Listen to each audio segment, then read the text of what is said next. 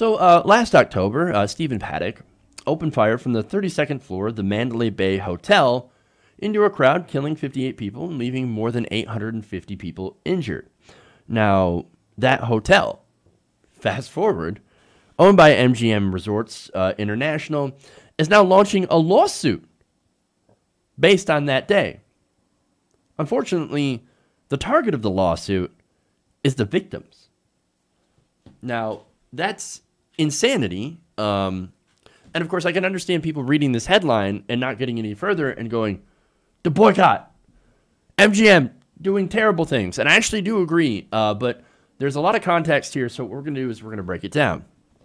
Now, the company, which owns Mandalay Bay and the Route 91 Harvest Festival venue, which is where the shooting happened, argued that its security vendor had taken all the necessary precautions approved by the Department of Homeland Security for protecting against and responding to acts of mass injury and destruction, and therefore they are suing preemptively to make sure that they are not held liable based on their security. They're saying, hey, man, look, our security was good.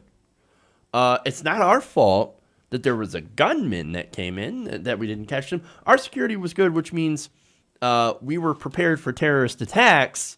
So it's not our fault. Sorry. Now, I've got to be clear, because it's not always clear in the reaction to this, that the company is actually not seeking monetary damages. All it's doing is saying, we are not liable, so do not hold us liable.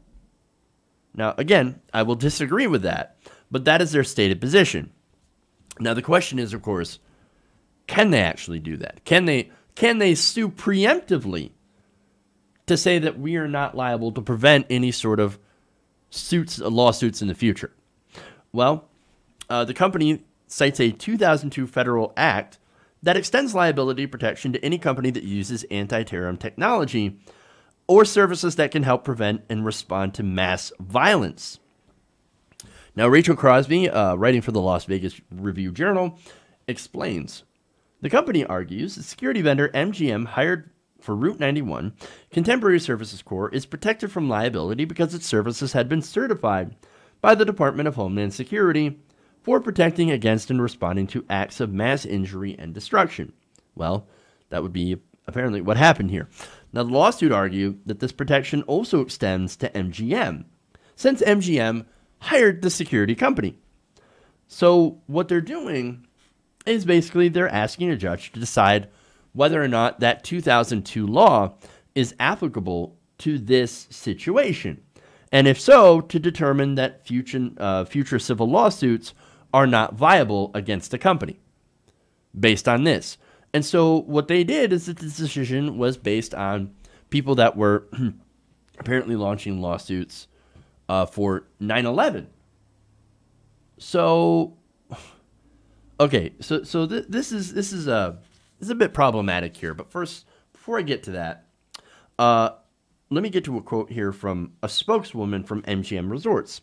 Now, she said, the federal court is an appropriate venue for these cases and provides those affected with the opportunity for a timely resolution. Years of drawn-out litigation and hearings are not in the best interest of victims, the community, and those still healing. Well, now wait a minute here.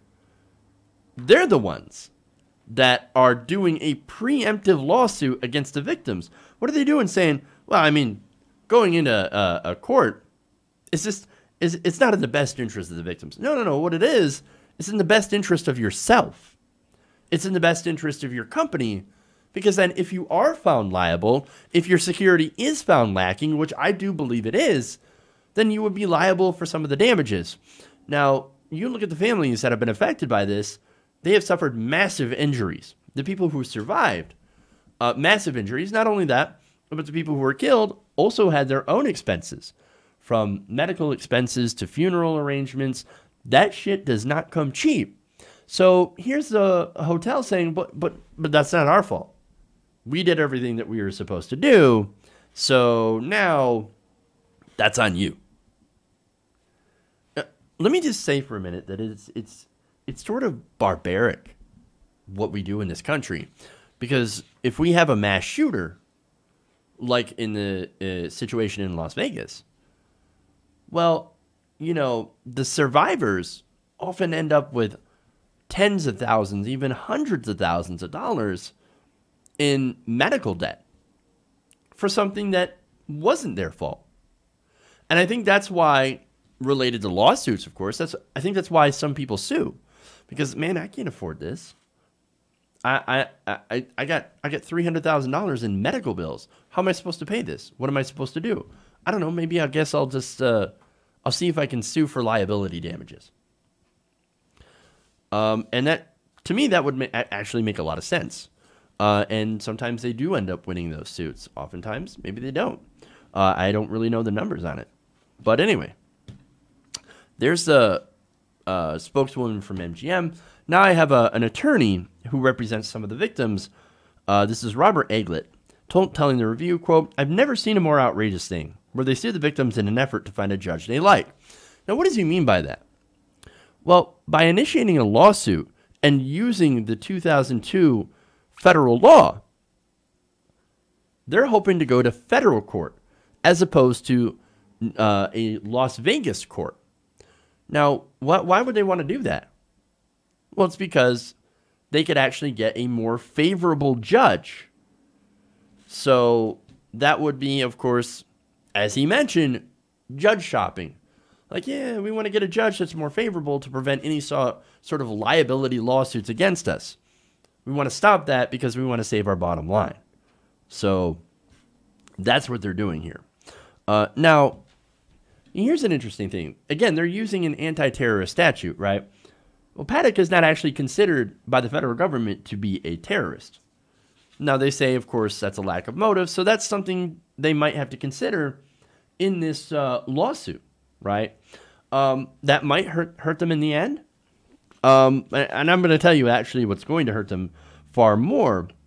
But then again, in that same statute, they say that the Homeland Security, the services of that security firm have been basically vetted by Homeland Security and certified for protecting against and responding to acts of mass injury and destruction, which, of course, this would end up being. So I don't know how exactly it's going to play out in actual court, but in the court of public opinion, well, already they're being savaged.